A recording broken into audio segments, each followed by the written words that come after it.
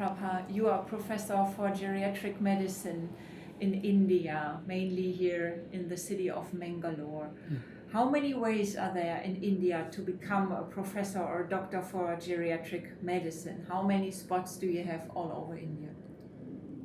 If you really want to get complete qualification in geriatrics, you have to do 3 years of geriatrics. That's a master's program called MD Geriatrics. That is the correct way. However, if you are a professor of internal medicine, if you get 1 year training through a fellowship program or a diploma program, you can become a professor of geriatrics. So you have a rising number of elderly people all over the country, also here in the city of Mangalore. But if I understood it correctly, there are only limited ways to become specialized in geriatric medicine. So how many spots do you have all over the country to be trained?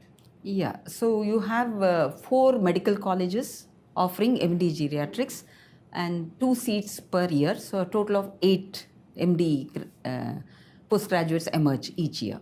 So only 8 doctors can be geriatric medical doctors at the end. Yes, at the end, yes. Yeah. And as I talked about the other option of 1 year program of PG diploma or fellowship, we have in the country around 6 to 8 such centers who can take up to 20 people at a time, and you can run the course twice a year also.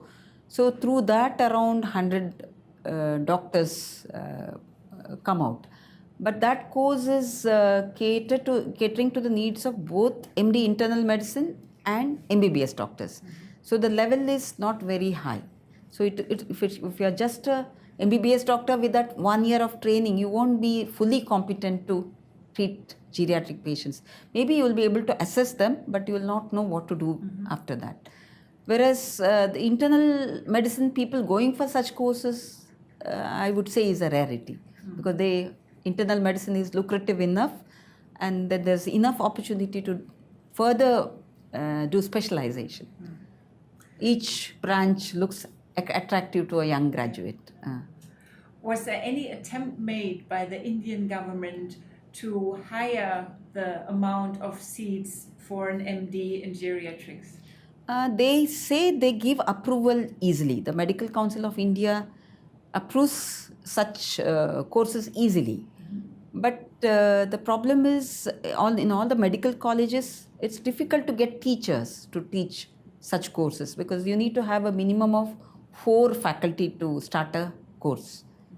And then you need to have a ward of 30 beds and of course outpatient clinic and a certain number of attendants in outpatient clinic. So the biggest challenge is getting manpower, because you don't have trained manpower. The youngsters without training also can join, but they wouldn't join geriatrics. How could this problem... If say internal medicine gets saturated, then they may move to geriatric medicine. The internal medicine itself is facing the problem of getting enough people, because everybody becomes a super specialist here. After internal medicine, they'll become cardiologists, nephrologists, neurologists. So you don't have enough internal medicine faculty itself.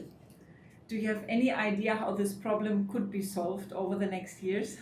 Maybe if they increase the number of seats for internal medicine itself, so that more people join internal medicine and they don't get to become super specialists. So they would want to specialize in something and they can come to geriatrics.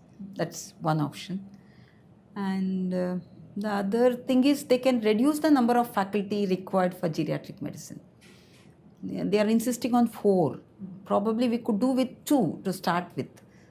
And then of course we'll be producing more postgraduates. The Medical Council of India can relax some rules for geriatrics. Yeah. If you have 1 professor and 1 junior faculty, they should give permission.